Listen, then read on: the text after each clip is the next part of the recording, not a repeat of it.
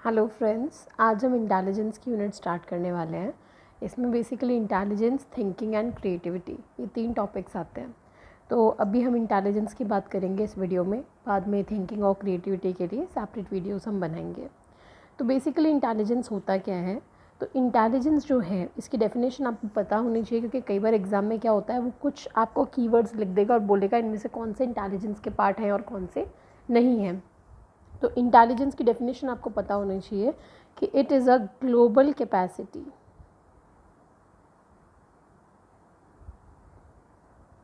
it is a global capacity to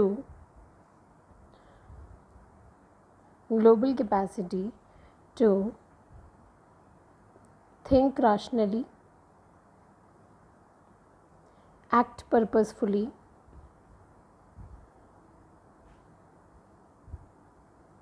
and use available resources efficiently। ठीक है, ये इसकी एक बेसिक डेफिनेशन है। वैसे तो डेफिनेशन सब अपनी अलग अलग देते हैं, बट ये डेफिनेशन सबसे अप्रोप्रिएट है। अब इसमें क्या याद रखना है कि एक ग्लोबल कैपेसिटी है, मतलब सब में होती है around the globe. To think rationally, कि आप रैशनली सोच सकें, पर्पसफुली एक्ट कर सकें, और जो भी अवेलेबल रिसोर्सेज आपके पास हैं उन्हें आप एफिशिएंटली यूज़ में ले सकें। तो ये इसकी एक बेसिक डेफिनेशन है। ठीक है, अपने एनवायरनमेंट से आप अच्छे से डील कर सकें, कोई भी प्रॉब्लम है वो सॉल्व कर सकें, कोई भी आपको पर्पस दिया है उसमें आप एक्ट कर सकें, रैशनली सोच सकें। तो ये कुछ वर्ड्स हैं जो आपको याद रखने हैं। अब अगर हम थियोरीज़ की बात करें तो पहले बिने ने थियोरी दी थी। बिने की जो थियोरी थी वो थी यूनिफैक्टर थियोरी। यूनी वर्ड का मतलब क्या है? वन। तो उनके अकॉर्डिंग इंटेलिजेंस जो है वो एक सिंगल एंटिटी थी। ठीक है, बाकी इस पे क्वेश्चन नहीं आता। मेन जो क्वेश्चन स्टार्ट होते हैं वो हमारे चार्ल्स स्पीयरमैन से होते हैं। चार्ल्स स्पीयरमैन ने दी थी 2 फैक्टर थियोरी। जैसे बिने ने 1 दी, इन्होंने 2 फैक्टर थियोरी दी इंटेलिजेंस की। इन्होंने वैसे ओरिजिनली जो 1904 में थियोरी दी थी उसमें उन्होंने ये कहा था कि बेसिकली हमारे स्पेसिफिक फैक्टर्स होते हैं सब में अलग अलग। जैसे अगर मैं मेरी बात करूँ तो हो सकता है मुझ में टीचिंग का हो, किसी में डांसिंग का हो, किसी में म्यूज़िक का हो। तो हमारे अंदर क्या होता है, स्पेसिफिक फैक्टर होता है, और ये स्पेसिफिक फैक्टर जो होते हैं ये बहुत अलग अलग तरह के होते हैं। Many specific factors. ठीक है, एस फैक्टर जिन्हें हम कहते हैं शॉर्ट में, ये मैनी टाइप ऑफ होते हैं, बहुत सारे। लेकिन फिर इन्होंने क्या किया, इन एस फैक्टर्स में जैसे म्यूज़िक लिया, डांसिंग लिया, ऐसे अलग अलग लिए, मैथ्स लिया, साइंस लिया, और इनके आपस में कोरिलेशन इन्होंने निकाले। तो कोरिलेशन निकालने पे कुछ चीज़ें कहीं ना कहीं कोरिलेशन सब में आपस में आ रहा था। म्यूज़िक और मैथ्स में आ रहा था, या म्यूज़िक और साइंस में आ रहा था। तो ऐसे में इन्हें लगा कि there is something which is common between different types of factors. तो ऐसे में इन्होंने बोला कि जब सब में कुछ ना कुछ कॉमन है, यानी कि there is one general type of intelligence. तो इन्होंने क्या बोला बाद में इन 1927 कि there is one G factor, G मतलब general, and many S factor in intelligence. ये आपको याद रखना है, 1G एंड मैनी एस। ये एग्जाम में पूछते हैं कि ऑप्शन देगा आपको अलग अलग, many G, single S, many G, many S. तो आपको याद रखना है 1G एंड मैनी एस। ठीक है, एक जनरल इंटेलिजेंस सब में होती है, this is common to everybody. even if you are a science student, commerce student, humanities student, we all have a general kind of intelligence, and obviously this general kind of intelligence is innate। ये हमारे अंदर innate है, पैदाइशी होती है। ठीक है, ये हमारे अंदर innate है, क्योंकि ऑब्वियस बात है आप किसी भी स्ट्रीम के हो, आप कोई भी इंटेलिजेंस रखते हो, डांसर हो, म्यूजिशियन हो, या मैथमेटिशियन हो, आप सबको बेसिक तो चीज़ें आती है ना। 2+2 और कोई बता देगा? ऐसा कोई नहीं है जो 2+2 ना बता सके। मेरे अकॉर्डिंग आई थिंक कि 2+2 हर कोई आंसर दे सकता है। तो ये जो 2+2 है ये हमारा जनरल फैक्टर है जो सबको आता है। मार्केट में जाके आप शॉपिंग करते हो, ये चीज़ सबको आती है करनी, पैसे कटवा के आते हो, बिलिंग करवा के आते हो, तो ये बेसिक चीज़ें हैं। So what Charles Spearman did, he gave 2-factor theory. Originally in 1904, he said that each person has different kind of intelligence, and that is specific factor. Some person may have factor of mathematician, or dancing or music and so. But later, after finding correlation between these different kinds of factors or intelligences, he gave in 1927 that we all have one general factor which is common to everybody. This is common to everybody and this is present innate by birth, and these as factors, these are not common to everybody, these are different in every person. ठीक है, ideally this is different. और ये जो general factor है इसी के वजह से हमारे इंडिविजुअल डिफरेंसेस आते हैं, क्योंकि इन्नेट है ना, तो बाय बर्थ आप में जो डिफरेंसेस हैं, इंडिविजुअल डिफरेंसेस हैं, वो जी फैक्टर की वजह से हैं. तो ये कुछ कीवर्ड्स आपको याद रखने हैं. Okay, so what you have to learn about G factor is that this is general factor, this is only one single, a basic thing which is present in everybody, this is common to all, this is innate, and this is responsible for innate factor, responsible for individual differences. Okay, so he gave this. Now when he tried to find out the correlation between various specific factors, he got to know about this general factor. तो इन्होंने जब वो correlation निकाला तो उसके लिए एक इन्होंने ये इंटर कोरिलेशन मैट्रिसेस ये लेकर के आए. इस तरीके से ये मैट्रिस थी, मैं आपको शॉर्ट में बताऊंगी अभी क्योंकि क्रैश कोर्स है, ज़्यादा डेप्थ में नहीं करेंगे. सपोज़ कीजिए कि यहाँ पे 1 2 3 4 5, 1 2 3 4 5, इस तरीके से इन्होंने फर्स्ट कुछ भी लिया, सपोज़ करो मैथ्स, सेकेंड साइंस, थर्ड लिया लैंग्वेज, फोर्थ लिया डांसिंग, फिफ्थ लिया कोई भी एक कोर्स ले लीजिए, सपोज़ कीजिए आपने लिया म्यूज़िक, ऐसे कुछ भी लिया. तो he tried to find out the correlation between each and every pair.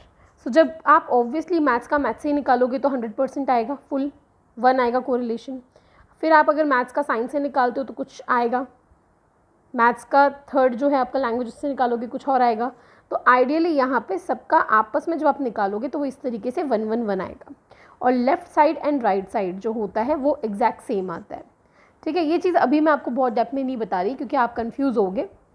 अभी के लिए आपको सिर्फ याद रखना है, he found out this correlation matrices.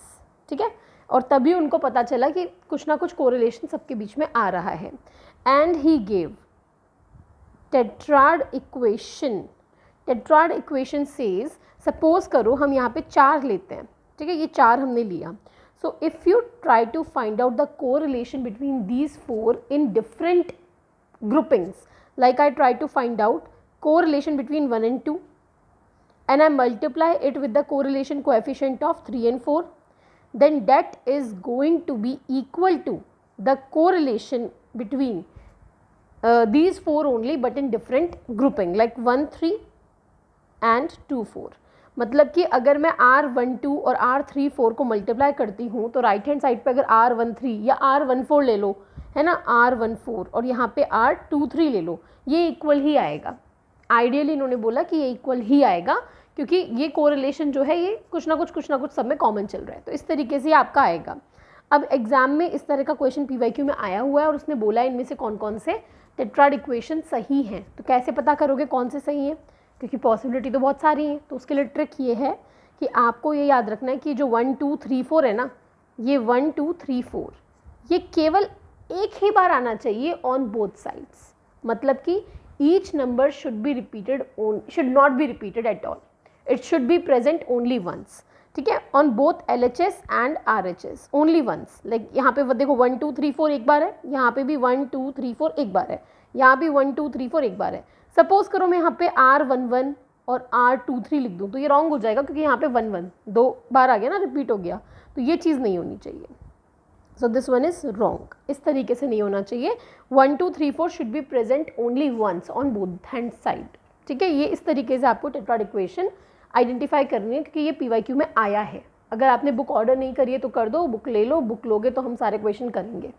ठीक है, और बुक से मैं आपको पेज नंबर वाइज क्वेश्चन कराऊंगी, ये बात याद रखना. मैं वहाँ पे एक एक क्वेश्चन अटैच नहीं कर पाऊंगी PDF बना करके वहाँ मैं अटैच करूँ तो बहुत मेरे लिए हेक्टिक हो जाएगा.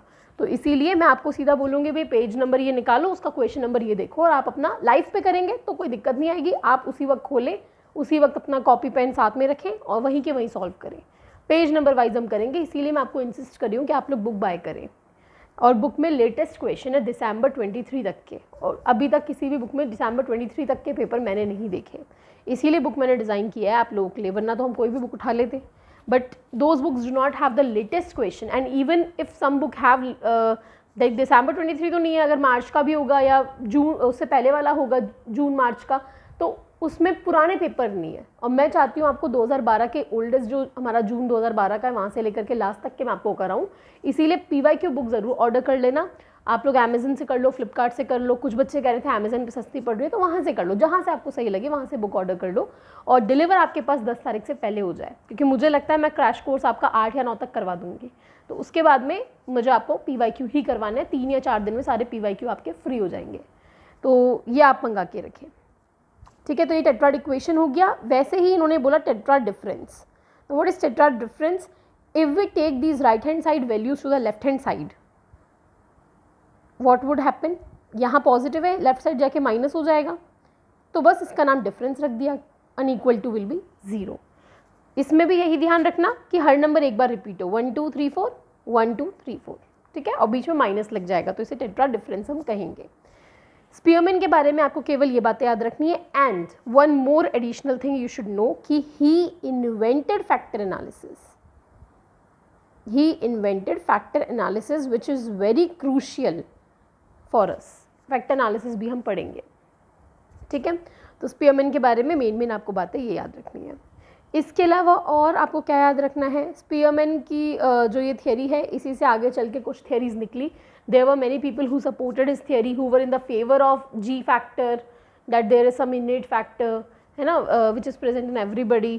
तो उस चीज़ को कई लोगों ने सपोर्ट किया और उसी को इलेबोरेट किया। तो हम बात करते हैं किस किस ने सपोर्ट किया, कैसे इलेबोरेट किया। तो वी नो अबाउट कटैल, रेमंड कटैल की हम बात करते हैं। इनकी जो थियरी है वो है GF and GC theory. What he said कि हाँ आप में एक G फैक्टर होता है, this is right, he was in favour of Spearman, but उन्होंने थोड़ा सा उस चीज़ को चेंज कर दिया। उन्होंने बोला कि बेसिकली जो हमारा G फैक्टर है ये 2 तरह का होता है। इन्होंने 2 नाम दे दिए, GF and GC। GF is fluid intelligence and GC is crystallised intelligence. Okay, now fluid intelligence is basically जो स्पीयरमैन का G था। G था मतलब जो G में था वो सारी बातें यहाँ पे आ जाएंगी एज इट इज़। क्या क्या आ जाएगा? This is innate, okay, this leads to individual differences, okay, and when these GF, ये मतलब एक तरीके से यहाँ पे एनवायरनमेंट का कोई रोल नहीं है, आप पैदा होते हो तो आप ये लर्न करके आते हो, ठीक है, ये आपके अंदर पहले से है। लेकिन जब आप एनवायरनमेंट के कांटेक्ट में आते हो, when you start going to school, you start interacting with your family, your friends, your neighbours, your teachers, तो आपकी नॉलेज एड ऑन होती है। आप स्कूल जाते हैं, कॉलेज जाते हैं, कुछ ना कुछ सीखते हैं। तो when you start interacting with your environment, you start getting some additional knowledge and your fluid intelligence shapes into your crystallized intelligence। crystallized हो गई, fluid intelligence जो थी वो crystallized हो जाती है due to environmental factors। जब आप environment से contact करते हो तब वो आ जाती है आपके अंदर, और इसे हम कहेंगे एक तरीके से ये आपकी S वाली जो चीज़ थी वो हो गई, ऐसा हम कह सकते हैं, मतलब exactly नहीं बट ये उसके जैसा हो गया। तो ये आपका कहीं ना कहीं स्पेसिफिक है and this is going to be different in everybody, okay. Like हो सकता है कोई अपने एनवायरनमेंट से इंटरैक्ट करके डॉक्टर बन जाए, कोई इंजीनियर बन जाए, तो इस तरीके से चीज़ें अलग होती हैं। तो जैसे मैंने कहा ये दोनों G के पार्ट है, तो G जो है ये क्या है, ये फर्स्ट ऑर्डर फैक्टर है, और ये दोनों क्या हैं, ये दोनों आपके सेकेंड ऑर्डर फैक्टर है। These both come out from G factor. GF is the fluid intelligence which is इनेट, okay, basic thing like 2 + 2। इसमें आपका एनवायरनमेंट का रोल नहीं है, पैदा होते हो तो वो ये चीज़ें आपको पता होती हैं, बेसिक चीज़ें बिल्कुल, है ना। Counting on fingers, basic capacity, कैसे आप लर्न करोगे, तो लर्न करने के लिए एक बेसिक हमारे अंदर प्रोग्रामिंग होती है ना कि हाँ ठीक है हम इतना लर्न कर लेंगे। और क्रिस्टलाइज इंटेलिजेंस, जब आप स्कूल कॉलेज जाते हो, कल्चर से, इन सब जगहों से आप चीज़ों को सीखते हो। अच्छा, इसकी जो ये थियरी है इसको इन्वेस्टमेंट थियरी ऑफ इंटेलिजेंस भी कहते हैं, you should know that, investment theory of intelligence. Okay, now his student was Horn. He expanded this model of GF and GC and he added 4 additional abilities. उन्होंने 4 additional ability add करी, GV and I think GSM और क्या था, G I think GS था और एक शायद GTR ऐसा कुछ था, GLR GTR करके कुछ था। तो इन्होंने 4 चीज़ें और ऐड करी। तो उसमें आपको केवल क्या याद रखना है, Horn added 4 more abilities, but this is not the final model which Horn did. Horn के भी स्टूडेंट थे कैरोल। कैरोल का जो मॉडल है अब आपको वो याद रखना है। Carroll added few more things और he made this model 3 stratum theory of cognitive ability. Okay, इस तरीके से इन्होंने किया 3 stratum। अब 3 stratum कैसे हुआ, सबसे जो आपका फर्स्ट ऑर्डर है वो जी ही रहेगा। इस जी से अकॉर्डिंग टू कटेल GF एंड GC आए, बाद में कुछ चीज़ें उसने ऐड करी, 4 चीज़ें, लेकिन अल्टीमेटली यहाँ पे इन्होंने क्या किया, he gave 8 types, GF GC GY GV GU GR GS and GT। तो इतना सारा आप शायद याद ना रख पाओ, तो केवल ये याद रख लेना, ही गेव 8, फाइनल मॉडल में 8 कर दिया और इनको भी नैरो डाउन कर दिया और अल्टीमेटली क्या दिया, 69 narrow abilities. Okay, so Carroll did make a model of 3 stratum in which the first step of G, it was the general factor and it was named as stratum 3rd. Then he gave 8 types of GF GC and such kinds. ये आपका broad है, वो general था, ये broad है थोड़ा, ये आपका स्ट्रेटम नंबर 2nd है और फिर और नैरो डाउन कर दिया कितने पे, 69 पे। तो ये जो बिल्कुल नैरो कर दिया ये स्ट्रेटम नंबर 1st है, ये आपको याद रखना है। ओके फाइन, तो ये आपको यहाँ तक ये चीज़ याद रखनी है। इसका अगर आपको फिर भी खुद की मर्ज़ी से अगर डेप्थ में पूरा याद करने हैं नाम, तो you can Google for it, Google पे आपको मिल जाएगा, नहीं तो मुझे बोल देना टेलीग्राम ग्रुप पे, मैं आपको स्क्रीनशॉट लेकर के भेज दूँगी।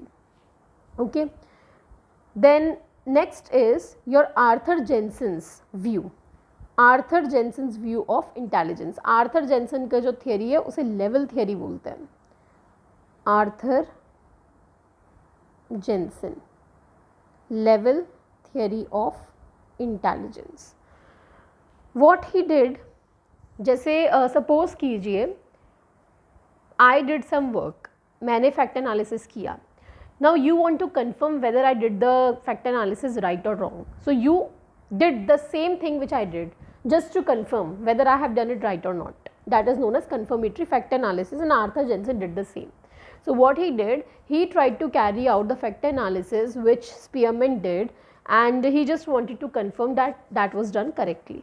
ठीक है, तो आर्थर जेनसन ने क्या किया, इन्होंने किया कन्फर्मेटरी फैक्टर एनालिसिस। खुद से फैक्ट एनालिसिस जो किया वो केवल स्पीयरमैन के फैक्ट एनालिसिस को कंफर्म करने के लिए किया। ठीक है, he also used regression analysis, this is asked in exam, he also did regression analysis. ठीक है, this is a level theory of intelligence. So he used fact analysis, he did confirmatory fact analysis and regression analysis. अब level theory बोलते हैं तो मतलब यहाँ पे level होंगे। So basically there are 2 levels which he proposed, level 1st and level 2nd. So this is kind of a hierarchy model, कहीं ना कहीं hierarchy इन्होंने बता दी यहाँ पे, level 1st and level 2nd. So basically इन्होंने क्या किया था, in his study he tried to study racial differences he wanted to study. He I remember, जितना मुझे याद है 3 अलग अलग इन्होंने रेसेस के लोगों को लिया था, कॉकेशियन अमेरिकन, चाइनीज़ अमेरिकन और एक शायद अफ्रीकन अमेरिकन, ऐसे करके इन्होंने 3 अलग अलग अमेरिकन को लिया। And he used only father and son. ठीक है, फादर एंड सन इन्होंने लिए, इन्होंने फीमेल्स को इंक्लूड नहीं किया स्टडी में, he didn't include females in the study, he used father and son only, और he used Americans of 3 different races, Chinese American, Caucasian American and African American, and he tried to study कि इनमें कितने differences आ जाते हैं, racial differences क्या हैं. So the level first is like the G factor. This is normal, which is present in everybody, and there were no racial differences in level first of intelligence. No racial differences. It was common to everybody. आप कोई से भी American ले लो, उनमें सब में ये basic knowledge होता है, वही 2+2 सबको आता है, वो वाली चीज़ है. But level second it had racial differences. यहाँ पे रेशियल डिफरेंसेस देखने को मिले. तो लेवल सेकेंड जो है ये क्या है, ये आपका एब्स्ट्रैक्ट रीजनिंग, कंसेप्चुअल थॉट, जो हायर लेवल होता है वो हायर लेवल वाला ये है. ये आपका लोअर लेवल है. लोअर लेवल इंटेलिजेंस हमेशा सब में सेम रहेगा.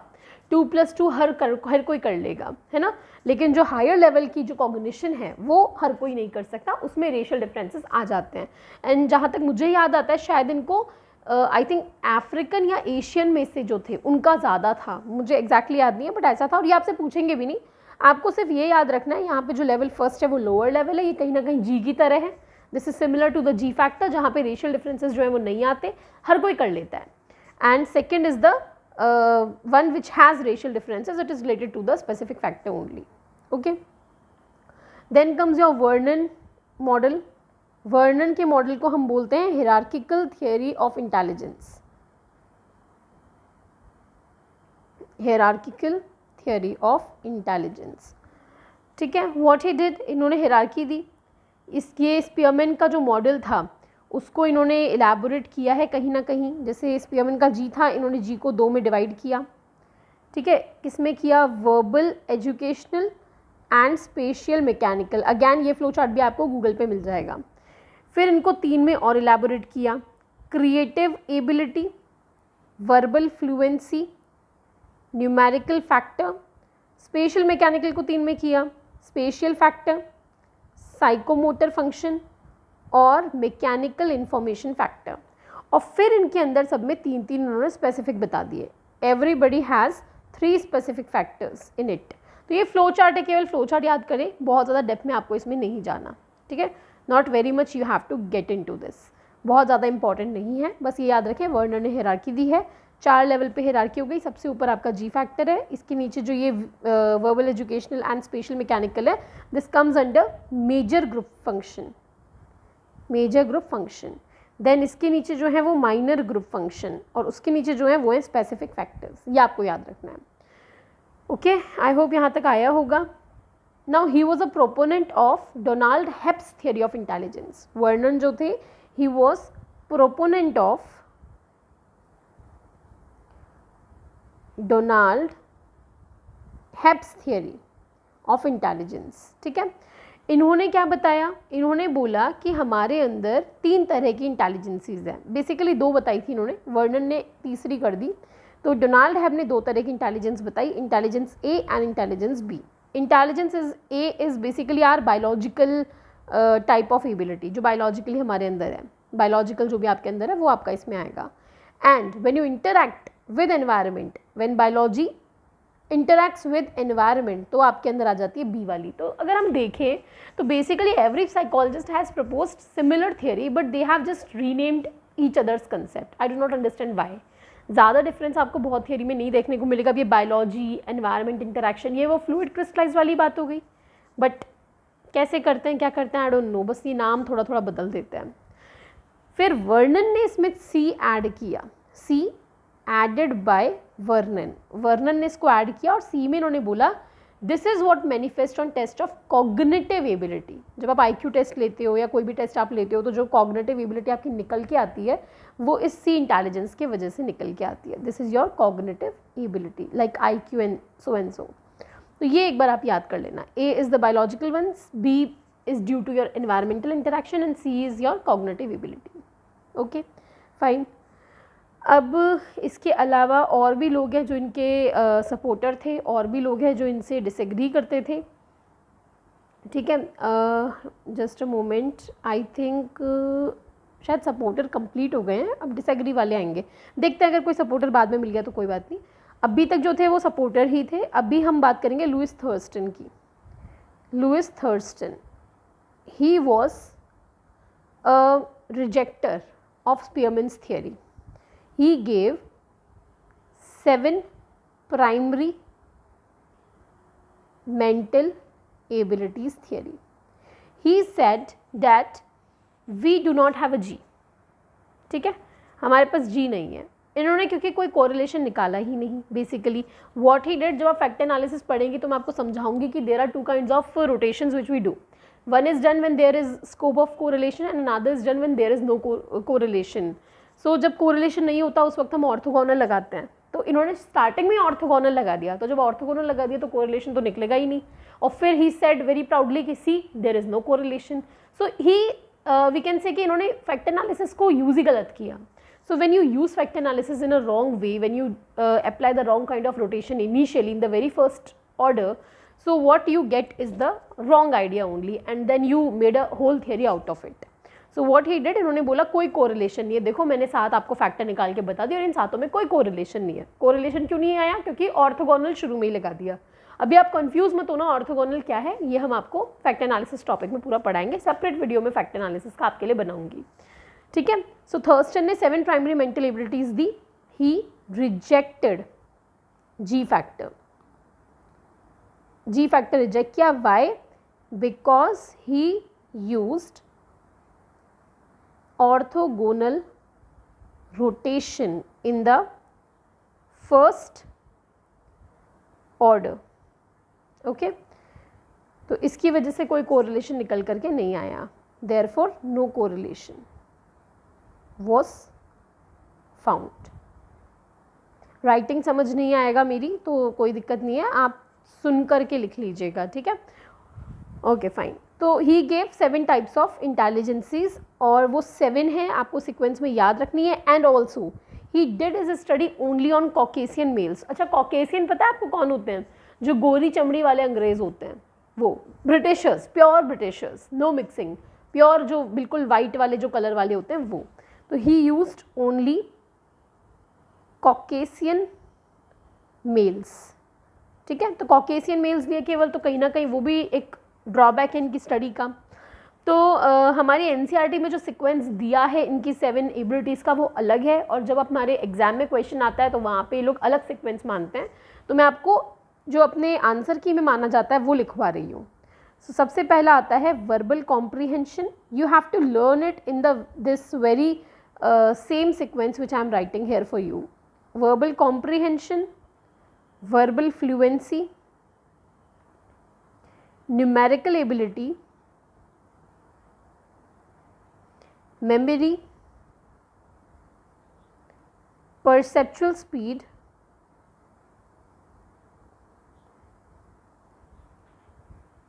inductive reasoning, and last is your spatial visualization. Okay, so you need to learn these in this very order only. तो इन्होंने ऑलमोस्ट हर तरह के एस्पेक्ट को कवर करने की कोशिश किया है, बट फिर भी कुछ ना कुछ तो छूटा ही होगा. लाइक यहाँ पे जो हमारा गार्डनिंग वाला जो बॉटनी वाला पार्ट है वो यहाँ पे नेचुरलिस्टिक वाला कहीं ना कहीं मिस आउट हुआ है. तो कुछ ना कुछ तो मिस हुआ है, बट उस वक्त के लिए इनकी जो थियरी थी लोगों ने थोड़ी बहुत पसंद भी की थी. तो ये आपको याद रखना है. तो अब बेसिकली है क्या, वर्बल कॉम्प्रीहेंशन मीन्स वर्बल के बजाय वर्ड कॉम्प्रीहेंशन भी हो सकता है कुछ जगह, तो नॉट गेट कन्फ्यूज्ड. इसका मतलब वही है वर्बल स्टेटमेंट समझ पाते हो, वर्बल फ्लुएंसी आप फ्लुएंटली उनको प्रोड्यूस कर पाते हो, न्यूमेरिकल में नंबर से डील कर पाते हैं, मेमोरी से you are able to remember और learn information, retain information, recall it. Perceptual speed is related to your speed of information processing. Inductive reasoning is like कि you are able to deal with novel problems, नई चीज़ों से आप डील कर पाते हैं. And spatial visualization is visual spatial skill, है ना, जो भी आप 3D में वर्क कर पाते हैं वो. Okay fine. इसके अलावा there was Howard Gardner, very famous. Howard Gardner's multiple intelligences, he gave multiple intelligences theory. ठीक है, he said what he did a very different thing, है ना. He was influenced by Thurstone only and he said कि I will not say कि there is only one single intelligence. No, there are different kinds of intelligences possible. Like we can see some people are very good at dancing, some are very good at maths, some are astronauts, some are scientists, some are good at nature, some are good motivational speakers. So there are different kinds of intelligences possible. And how he came to that, what he did, he studied savants only. Now who are savants? Savants वो लोग होते हैं, savants are those people who have very we can say low IQ but they have amazing skills. ये एक rare condition होती है जिसमें लोगों के पास IQ तो लो होता है but they have some amazing skill. So he said कि जब IQ ही लो है तो मतलब जनरल इंटेलिजेंस तो इनमें कहीं ना कहीं है ही नहीं, कम है. नॉर्मल आम इंसान के मुकाबले जनरल इंटेलिजेंस इनमें नहीं है, लेकिन फिर भी इनमें एक स्पेसिफिक इंटेलिजेंस है, यानी कि there are different kinds of intelligences possible. ठीक है, ओरिजिनली इन्होंने शायद मेरे हिसाब से 8 दिए थे, लेकिन बाद में शायद इनके सपोर्टर्स ने 9 ऐड करे हैं, तो टोटल अभी आज की डेट में 9 हैं. तो इन्होंने जो दिए उनके नाम है linguistic, then we have just a moment, okay just एक कॉल आ गया था. तो फर्स्ट आपका लिंग्विस्टिक है, सेकंड आपका लॉजिकल या फिर मैथमेटिकल बोल सकते हैं, थर्ड आपका म्यूज़िकल है, देन आपका आ जाता है spatial, then comes your bodily kinesthetic. Sorry, these are those people who are good at gyming और वी कैन से क्या होता है वो जिमनास्टिक्स. Then interpersonal means कि these people are good in interaction with other people. So these people can become therapist, managers, counselors, teachers, है ना, sales person भी हम कह सकते हैं. Then intrapersonal, intra means within ourselves. So these people are having good understanding of themselves. They have a good knowledge of their own strengths and weaknesses and they can become leaders. Then naturalistic, these people are good in dealing with nature, so they can become botanist, है ना, environmentalist. Then existentialist बाद में add किया गया. Existentialist means those people who are good in understanding religious and spiritual ideals. So these people can become philosophers or theorists. Okay, so ये आपको याद करना है. ये भी आप गूगल पे देख लेना सीक्वेंस, अगर नहीं मिले तो मुझसे बोल देना, I will give it on Telegram group. Okay fine. Then comes Sternberg's triarchic theory. Sternberg also disagreed with Spearman. He said there is no G factor and he used no fact analysis. So when he didn't use any fact analysis, I do not understand how he can say that there is no G factor, but he did it. So Robert Sternberg, and his theory is very important for you because exam में question इसमें से आते हैं. Triarchic theory, okay, 1985. So what he did, he said that basically there are 3 kinds of intelligence we can say, है ना. इन्होंने ये बोला, he agreed with Gardner's theory but he said no, there are no so many kinds of intelligences, there are only 3 kinds of intelligences. So the first one is your componential. This is also known as analytical. Second is your creative. This is also known as experiential. Third is your practical, which is also known as contextual. Okay, fine. So componential or analytical, this is like when we use it for decision making or planning. ठीक है, when we try to analyze things. Analytical or componential is like breaking down the problem and solving it. So this is used for decision making, planning. Okay, creative and experiential we can say novel problems को solve करने के लिए काम में आती है, novel problem solving. And practical or contextual, these people are able to perform the everyday tasks very nicely. Okay, they are able to adapt to environment. नई जगह पे भेजो, they will adapt, and even what they can do is they can shape themselves or the environment, and they can also select a new environment. So they are able to deal with environment very nicely. अब आपको याद ये रखना है कि componential और analytical people, they are known as book smart, and practical people are known as street smart. ठीक है, बोलते ना कुछ लोग कि भाई ये तो कहीं से भी जीत के आ जाएगा, कहीं से भी लड़के आ जाएगा. This is like that. And creative people, they make things very easy, they easily solve the problem, they have good insights. ये बातें आपको याद रखनी है. Okay fine. अब ये जो कॉम्पोनेंशियल है, इसको आगे और टाइप इसके दिए गए हैं. ठीक है, आपका जो कॉम्पोनेंशियल है, अच्छा अदर नेम भी याद रखना है, इंपॉर्टेंट है, एग्जाम में दोनों तरीके से आ जाता है. कॉम्पोनेंशियल और एनालिटिकल के और टाइप दिए हैं, बेसिकली इसके 3 टाइप है। एक है आपका meta component, then comes your performance component, then is your acquisition component. So meta component is your higher order control process. This is higher order. Performance is used for problem solving, and acquisition is for acquiring a knowledge, for knowledge acquisition. Okay, so this is what you have to remember. Meta component is your higher order, performance component is for problem solving, and acquisition component is for acquiring new knowledge. I think this is the last theory which we are going to do now. This is the past theory. Past theory is given originally by Das, Kirby and German, but it was elaborated later by Das, Nagleri and Kirby. Okay, they even gave some test, CAS, cognitive assessment system I think, and that was given by Das only. So they used no fact analysis, no G was there. They said कि intelligence जो है आपका इसमें ये पूरा system नहीं आता, केवल फुल फॉर्म पास का पूछा जाता है, तो अभी के लिए वही याद रखें. P stands for planning. Okay, P stands for your planning. A stands for your arousal, which we can also say as attention.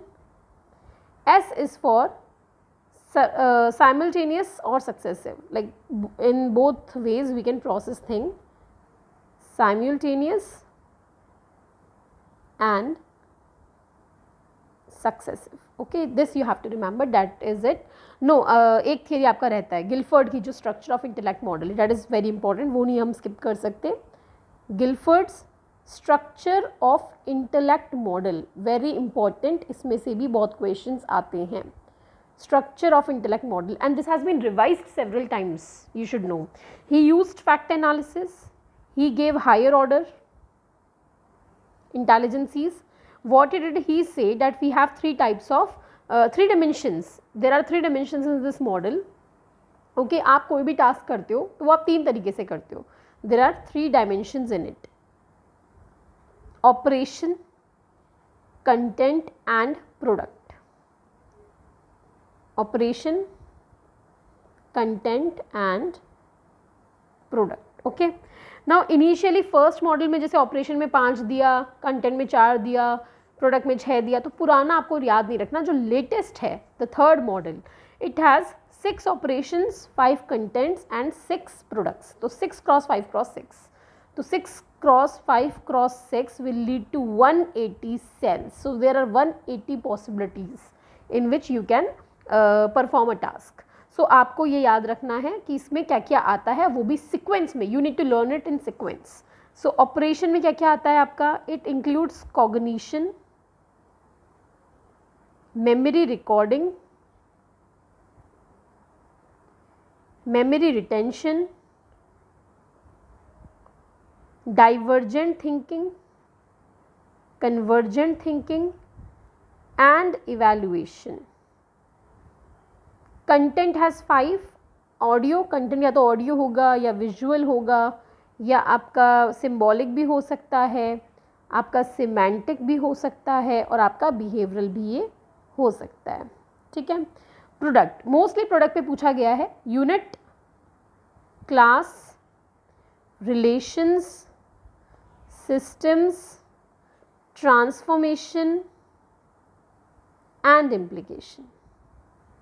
ये आपको सीक्वेंस में सारे ही याद करने हैं. अभी तक तो प्रोडक्ट ही पूछा है mostly, but you should learn everything. Okay, fine. So this is I think all the theories, these are all the theories of your intelligence. Now emotional intelligence remains. We will also complete that. यहीं कर लेते हैं intelligence के साथ में ही emotional intelligence.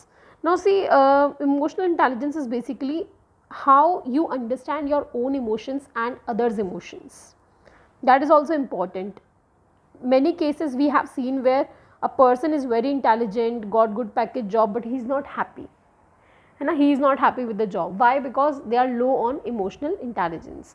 So this term of emotional intelligence was originally coined by Mayer and Salovey. Mayer and Salovey ने दिया, लेकिन popularize इसको Daniel Goleman ने किया. Okay, so they gave 4 types, 4 pillars. They gave 4 pillars of emotional intelligence. Perceiving emotion, facilitating thought with emotion,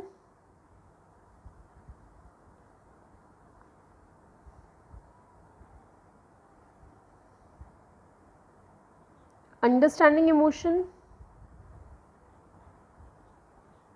and managing emotion. Okay fine. अब ये दोनों level पे है, इंट्रापर्सनल और इंटरपर्सनल, मतलब खुद का भी करो. You should be able to perceive your own emotion, how you are feeling, है ना, what you are feeling. You should be able to facilitate your thoughts with emotion. You should understand your own emotion and you should manage your own emotion, and same applies to others as well. दूसरों के emotion को भी आप perceive कर पा रहे हो, समझ पा रहे हो, मैनेज कर पा रहे हो, तो वो चीज़ आपके यहाँ पे आती है. ठीक है. गोलेमैन ने इसको ब्रॉड किया. गोलेमैन ने 4 को 5 में कन्वर्ट किया. 5 पिलर्स दिए गोलेमैन ने. गोलेमैन का पूरा नाम है Daniel Goleman. Daniel Goleman. He gave 5 pillar. Okay. 5 pillar क्या है? सेल्फ अवेयरनेस, आप खुद से अवेयर हो. सेल्फ रेगुलेशन, खुद को रेगुलेट कर पा रहे हो, मॉनिटर कर पा रहे हो. Motivation, you have some motivation. Empathy, you are able to keep your self in others boot and understand their situation. People skill, people skill को सोशल स्किल भी बोल सकते हैं. आप लोगों के साथ रैपो बिल्ड कर पा रहे हो, बातचीत कर पा रहे हो, इस तरीके से इन्होंने बताया. Okay. So this is all that you need to learn and understand. इतना ही आपको समझना है. Okay. That is it I guess. अगर आपको लगता है कोई चीज़ मिस हुई है, कोई थ्योरी मिस हुई है जिस पे एग्जाम में क्वेश्चन आता है, तो एक बार मुझे बता दीजिएगा. I will cover it for you. So with this we are done with intelligence. इसके बाद हम क्रिएटिविटी कवर करेंगे. क्रिएटिविटी बहुत ज़्यादा लंबा नहीं है, ठीक है, छोटा है, और क्रिएटिविटी में ही हम इंटेलिजेंस और क्रिएटिविटी का आपस में क्या कनेक्शन है वो भी डिस्कस करेंगे. The threshold hypothesis. Okay. So यहाँ तक पढ़िए, कोई डाउट आए तो पूछिएगा. Okay. Bye bye, take care.